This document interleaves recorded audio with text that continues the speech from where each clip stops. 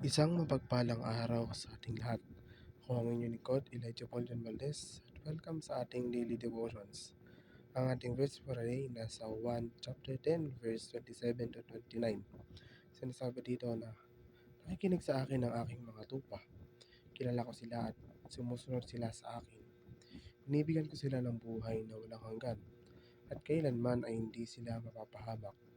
Walang makakaagaw sa kanila sa aking kamay. Binigay sila sa akin ng Ama na higit na makapangyarihan sa lahat. Walang makakaagaw sa kanila mula sa kamay ng aking Ama. Ang pagsisisi ay nagsisimula sa buhay Kristiyano, ngunit nagpapatuloy din ito sa kabuuan.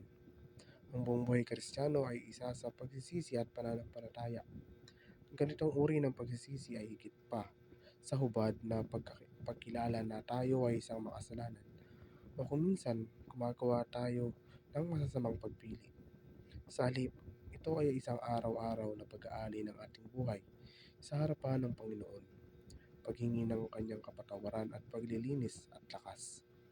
Higit pa sa kapatawaran ang gusto ng mga Kristiyano. Gusto nila ng kadalisayan. Sa makatuwid, ang isang tanda ng tunay na pananampalataya ay lumalagong pagkapuot sa mga kasalanang dati nilang minamahal, na pinatunayan ng tunay na pagsisisi. Ang paniniwala na ang mga tunay na mananampalataya ay iniingatan ng Diyos at matyaga sa pananampalataya, na kinikilala rin bilang doktrina ng pagpupursige ng mga banal. Ito ay nagmumungkahi na ang biyaya ng Diyos ay tumitiyak na ang mga mananampalataya ay mananatiling tapat hanggang wakas. Sa huli ay makakamit ang kaligtasan. Kunin ng Diyos sa iyo ang aming kaligtasan, at ang tunay na bunga ay magpapakita nito. Ito ay nagpapahiwatig na ang tunay na kaligtasan na ipinagkaloob ng Diyos ay makikita sa buhay ng isang tao sa pamamagitan ng mga aksyon at karakter na nagpapakita ng pagiging tunay ng kanilang pananampalataya.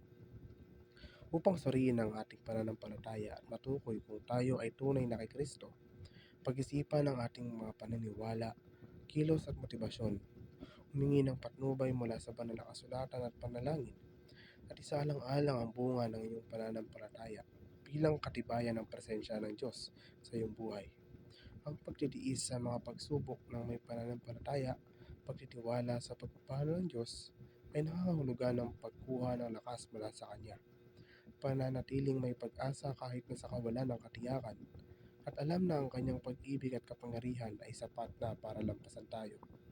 Ang pagpili ng biyaya ay ang kapangyarihan na magpatuloy kapag sumuko upang gawin ang tama na hindi mo ito gusto. Ito ay paniniwala na ang pag-ibig at awa ng Diyos ay laging handang tumulong sa atin.